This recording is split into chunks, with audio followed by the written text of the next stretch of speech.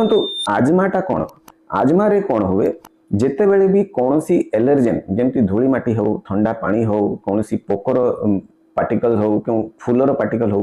आम नाकरे बाजिले आम देहटा ता एगेंस्ट रे केतेटा केमिकल तैयारी करे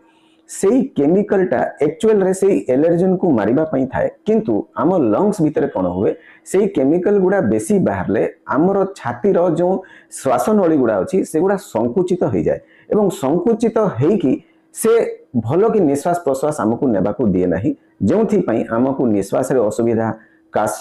कफ इत्यादि होता है जदि यही प्रोसेसटा बेसी सीवियर हो एवं बहुत दिन जाए लगी रहा कौन हुए यही केमिकलटा आमर लंग्स भितर पूरा पूरी भर्ती हो जाए जोटा कि आमको इमिडिएट निश्वास नेबारे प्रॉब्लम तो करे ही ता सांगरे से श्वासनलीटा को धीरे धीरे धीरे धीरे परमानेंटली संकुचित कर दिए जो